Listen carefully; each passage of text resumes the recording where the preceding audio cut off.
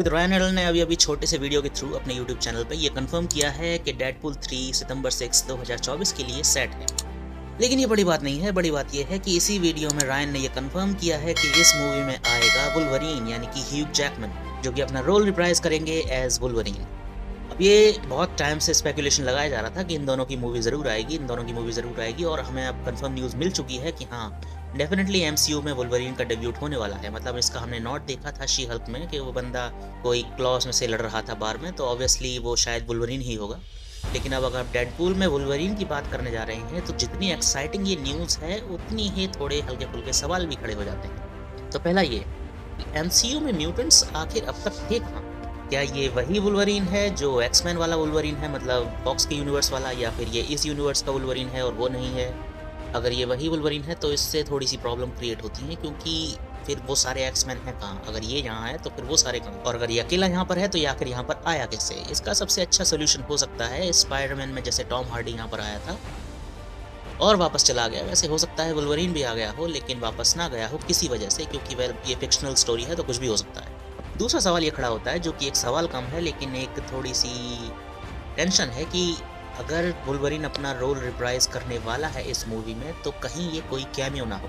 इसके कैमियो होने के चांसेस बहुत ज़्यादा कम है, मतलब मैं पूरी तरीके से श्योर हूँ कि ये कैमियो नहीं है बल्कि वुल्वरीन पूरी मूवी में होगा।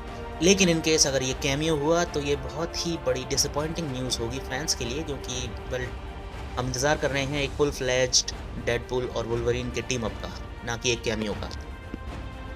इस तरह का चुतियापा दिखाना होगा तो फिर इतनी बड़ी तरीके से अनाउंसमेंट ही क्यों करेंगे कि D3 मिस कर दिया और मैं परेशान हूँ और वुल्वरीन आ रहा है ETC। तुम रायन रेनॉल्ड्स का वीडियो जाके देख लेना, तुम्हें पता चल जाएगा।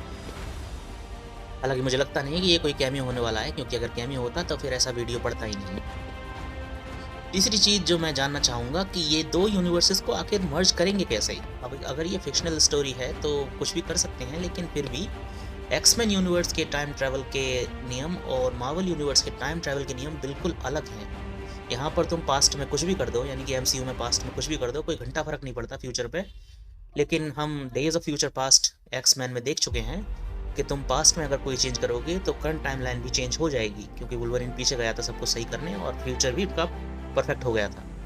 हालांकि वो तुम कह सकते हो कि एक डिफरेंट टाइमलाइन थी, लेकिन स्टिल वो यूनिवर्स तो एक्समैन का ही था। तो ऐसा कैसे कंबाइन करोगे तुम इन दो डिफरेंट सेट्स ऑफ लॉ को जो बिल्कुल ही अलग अलग यूनिवर्सेस को गवर्न करते हैं?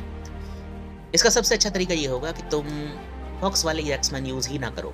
तुम्हें किसी तरीके से ये दिखाना होगा कि एक्समैन तुम्हारे ही यूनिवर्स में एग्जिस्ट करते हैं शुरू से। अब कैसे करते हैं, किधर से करते हैं, ये तो फिर राइटर्स की जॉब है। लेकिन क्योंकि हम जानते हैं कि ये मल्टीवर्स सागा चल रही है तो फिर कुछ भी पॉसिबल है। हो सकता है वही यूनिवर्स पूरा का पूरा उठ के यहाँ आ जाए, या उसके कुछ स्पेशल कैरेक्टर्स यहाँ आ गए हों। एक और चीज़ जो मैं जानना चाहता हूँ इस मूवी के थ्रू वो ये है कि इस मूवी के बाद क्या, डेडपूल 3 के बाद क्या होगा डेडपूल का और वुल्वरीन का एमसीयू में?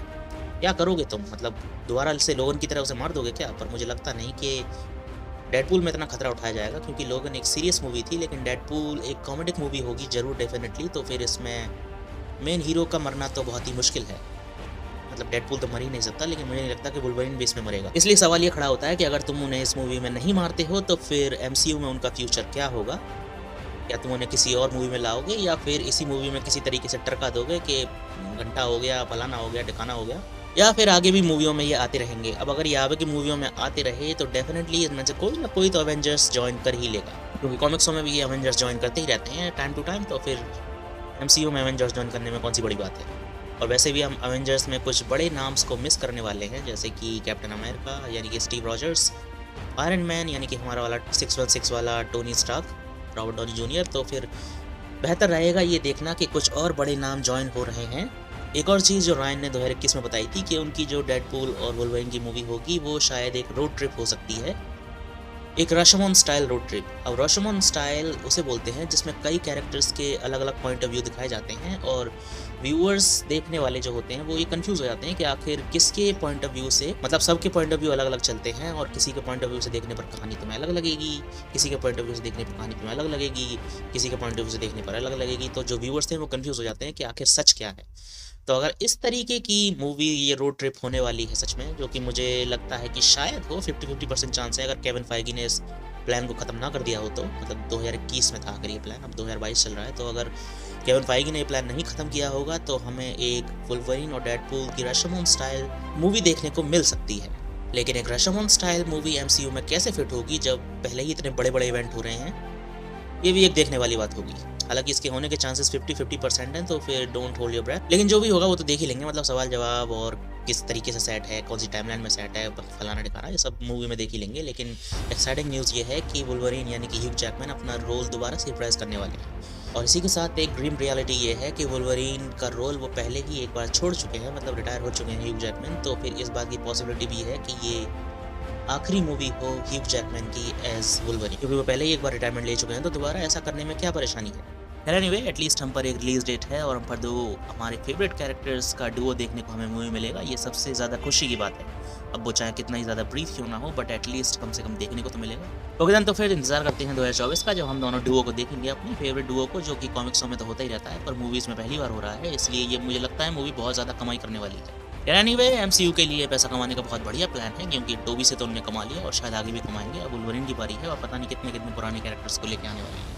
तो हो सकता है और सारे पुराने कैरेक्टर्स हमें देखने को मिले, कोई किसी तरीके से, कोई किसी तरीके से। ये पैसा कमाने का एमसीयू के लिए बहुत बढ़िया तरीका है, क्योंकि उनकी फैन फॉलोइंग पहले से ही है, तो फिर लोग ऑब्वियसली उन्हें देखने तो जाएंगे ही। इसके अलावा एमसीयू की ये टाइमलाइन किस डायरेक्शन में जा रही है, ये जो मल्टीवर्स सागा है कौन सा मोड़ लेगी और क्या घंटागिरी इसमें होने वाली है, ये तो हमें खैर अब 2-3 साल बाद ही पता चलेगा।